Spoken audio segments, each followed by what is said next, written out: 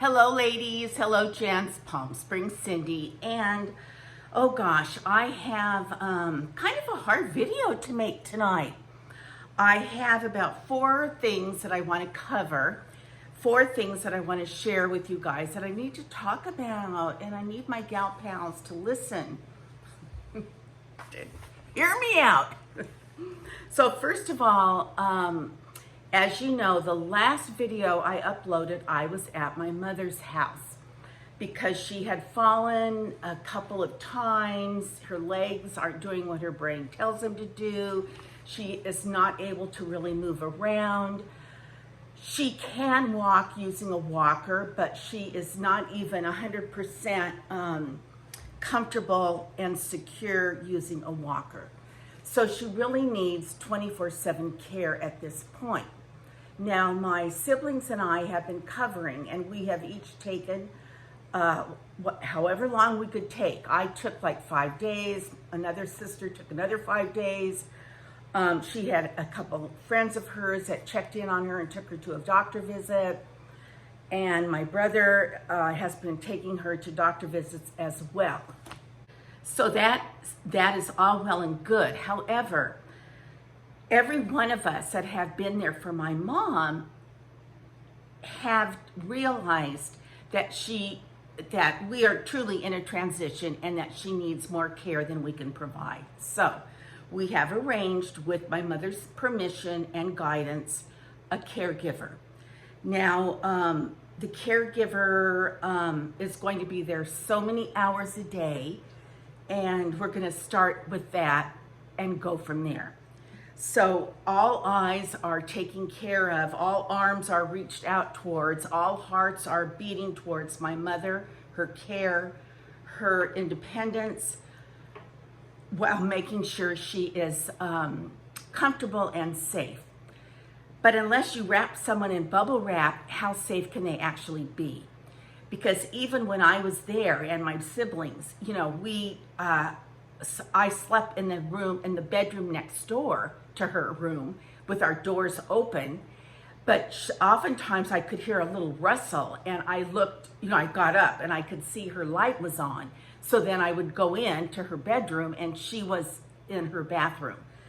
And she had gone there herself using her walker. Okay, that's great, but what if she had fallen on the way? You know, unless you wrap her in bubble wrap, how can you totally protect someone? I don't know.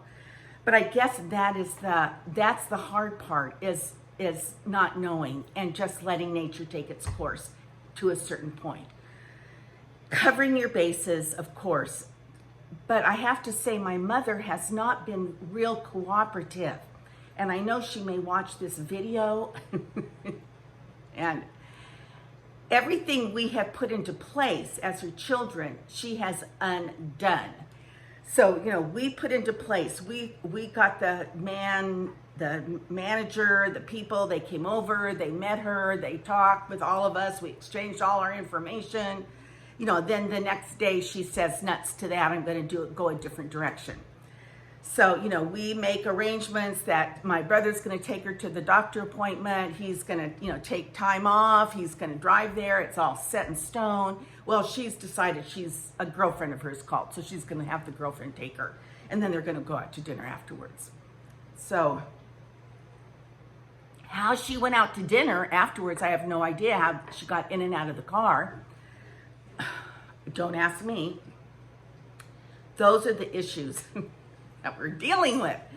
And even when I was there for my 5 days, you know, it's her house and she has her own way of doing things.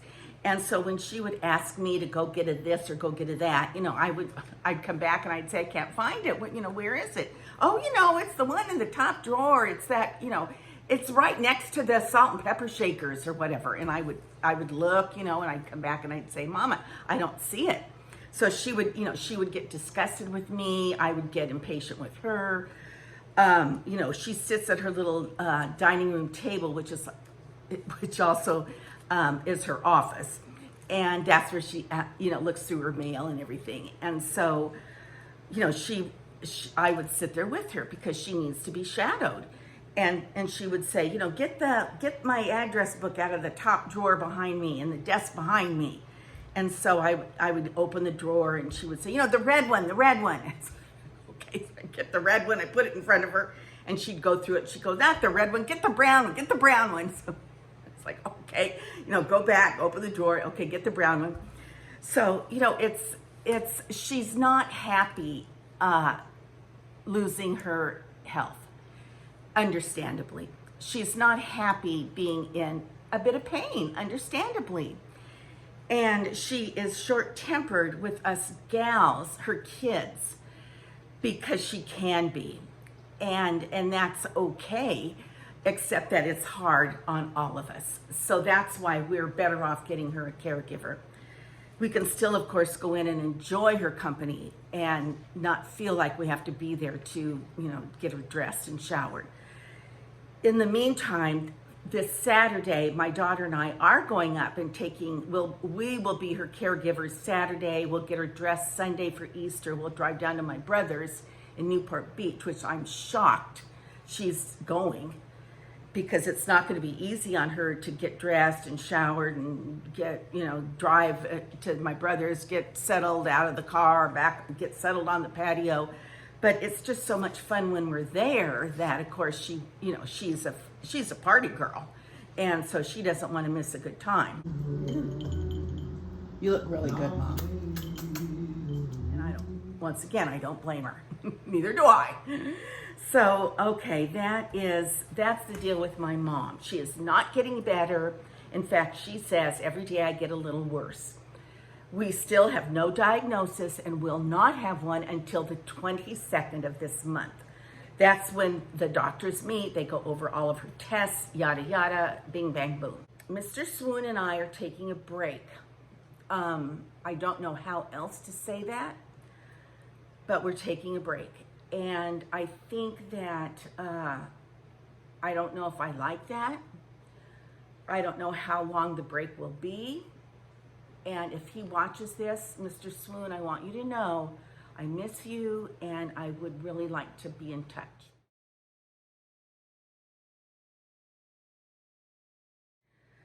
Okay, I have something really sad to share with you, and I hesitate even telling you this, but I have to. It's about Benny and Jet. Well, you know how adorable they are.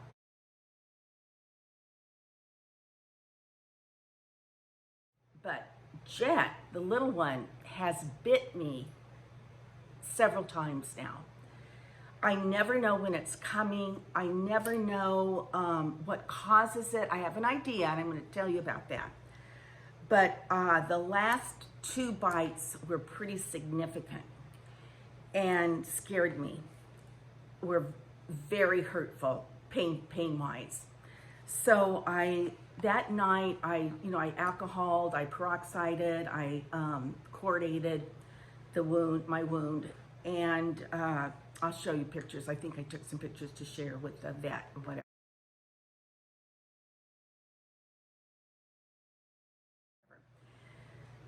And, but my hand throbbed all night long, which kept me awake, which made me think, what am I going to do about this? Because it's not just if he bites me. I won't be able, it's hard enough to find dog sitters for 2 dogs, let alone as you drop them off to say, oh, by the way, the little one bites, and you never know when, and it hurts. So I called the shelter.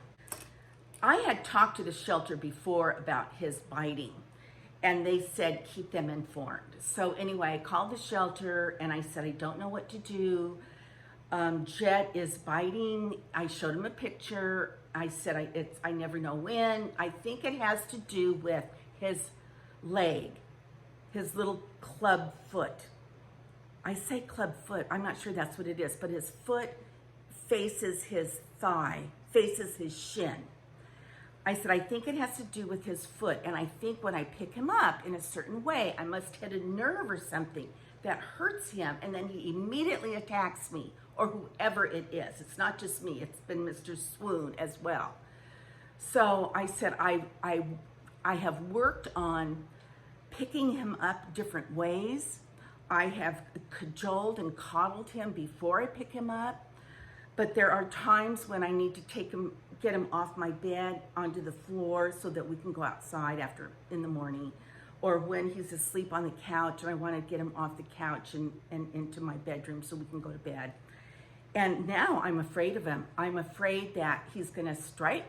He's going to strike. And he does, like I said, he doesn't give a warning. He doesn't go, he just goes, and it's not good. It's not good. I'm very concerned. So anyway, I called Loving All Animals, and they said perhaps he needs a vet visit. Maybe. They said, would you like a trainer? I said, you know what? I think it's what do I know? But I said, I don't know that a trainer can help. I think it's something medical. It's a pain. It's something in his leg that when it kinks a certain way, is touched a certain way, it's painful. So anyway, they said, okay, we're going to take him. We will take him to the vet. Well, of course, he and Benny cannot be separated. So I took him today, and they're taking the boys. Well, they're taking them to the vet, and the vet's going to look them over to see if they're in pain. At least Jet, the little one that's doing the bite. Benny bites as well, but Jet does it more, and he strikes faster. I don't know what to do. Okay.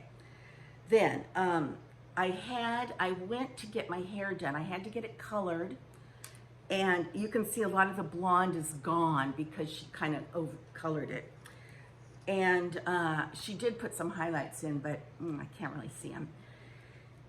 But I do have video of her taking out my extensions and putting new extensions in. So it's not a long video, it's not a lot of time, but for those of you who are curious and would like to see the process, you'll be able to get the picture when you see Diana take them out and put them in. So I have video of that. That's all I have for you tonight. I do have a nice Swedish company sent me some face products that they want me to do a little 12-minute review on.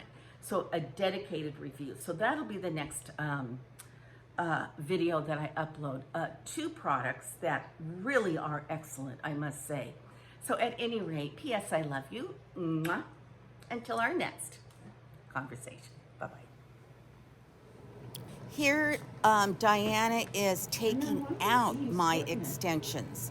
So you can see she sprays the extension. It's a tape in. So she sprays it with some type of ointment or some spray, and then it loosens up the tape glue, and then it just pulls out of my hair.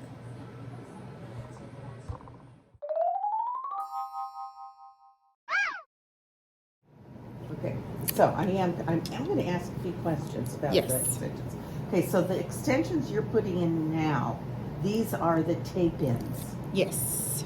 And then what other kind of extensions are there? The eye tips with the little beads, the microlinks. Oh, yes, yes.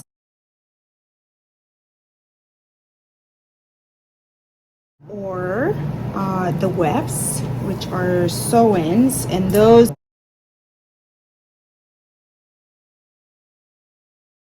could be the traditional sew-in where, you braid the hair, which I don't recommend because it can be very damaging to the scalp. Yeah. Or the other way that I'm telling you, it's like you have anchors. Okay. So it's really nice because it has a lot more support. The wefts. Yeah. And that's if you want fuller. Right. A lot fuller. And so what do you do the most of when it comes to extensions? I do a lot of tape-ins because I have a lot of customers that, for example, just want some fullness on the front, where they don't have enough hair right here on the sides. Right. And if they just want just a few tape-ins, like 3 tape-ins on each side, it makes a world of a difference. Oh, that's good. Just to know. having that. Or if they want to do like 6 all across, and that will add enough volume if they have very fine hair. And this particular technique that I'm doing right now, because I'm going to do just a single, I'm not going to sandwich the other extension over it like this, you know, so it's less weight on your natural hair. Yeah.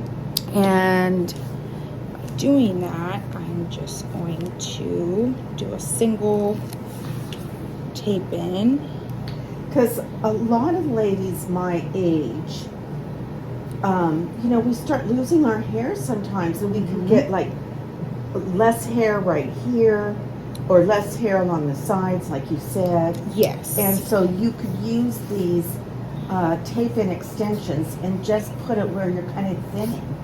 Yes, exactly. For the top, Hair Talk does have a section where you could actually clip in. It has like a bang and like really nice fullness in the front.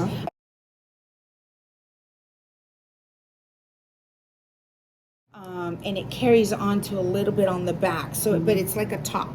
Okay. It's really nice. Okay. So you have that option with Hair Talk. Okay. Not a lot of brands have that, but this one definitely does. But yes, for the fullness on the sides, we could always just do a few tape-ins and you're good to go. Okay. And they're very easy maintenance. It's not too complicated, and you can get them redone about every 8 weeks. Okay. Some people have to get them done every 4. It really just depends on how fast your hair grows. But So, if, like, let's say for the ladies that have thinning hair, just want a few on the sides, how hard is it to match hair in that case? it's not hard. Okay. Yeah, it's not hard. Obviously, they just have to come in and get it matched and see if they're a good candidate. Because if they're very, very thin, I don't suggest any extensions. Okay. Yeah, because you don't want to put all that stress on the scalp either. Okay. You know, you don't want to lose more. And I also know, like, something else that's kind of big for older ladies are like little toppers, like you were saying, but that are more like wig toppers that cover the top of your hair. Kind of, it's not a full wig. No. And it's not an extension. It's just something that. Yes, so it's a topper and it has little clips, kind of like the clip-ins. Yeah. Yeah. There's one like that, and then there's another one that they have. So sometimes they mix it up. They have that one, and then they have a halo one. Okay. So they have, let's say you do a halo, and then you do that other topper, and it looks like you have a whole new set of hair. Yeah, exactly. So there really are a lot of alternatives. There really is. For the ladies that are thinking, you know, I want to add something to give me more hair, and they're just not aware of what's out there. Yeah. Well, I've enjoyed my extensions, and I know people ask me, or they don't ask, but they'll say, "Oh my gosh, you've got a great head of hair," and I always say, you know, I've got 2 packages of extensions in, or whatever, you know, and because I don't want them I want to be transparent and let them know, you know, like, no, you know, a lot of this is my hair, but a lot of it is not. See, like on here, I did 2. Yeah. Usually in this area, we need 2 because it breaks open a lot because of the shoulder. Yes. So we need a little bit more weight right in here. Okay. That makes sense. Everybody does them completely different. You know, obviously when they teach us a certain way, but you know, once you start doing it on your own, you customize to every customer and what suits at the time. And I would think everybody's hairline is different. Yes. And you have to kind of go with that. Yeah, exactly. Like I normally start on the bottom. In this case, I'm doing it a little differently, where I'm doing, sorry, I'm going to move the camera a little bit, where I'm going from top to bottom.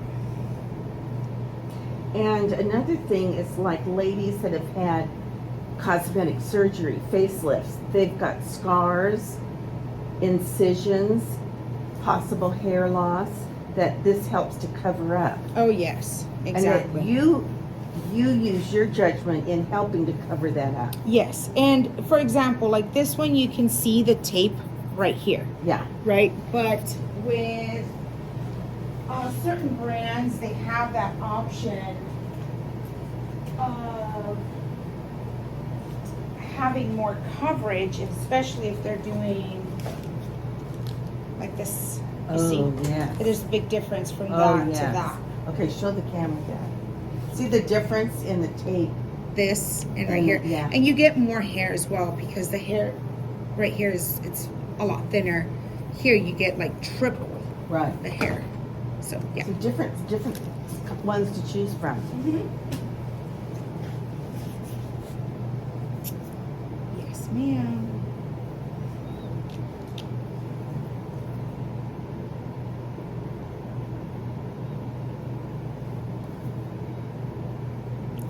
Stop it. You know, you can stop.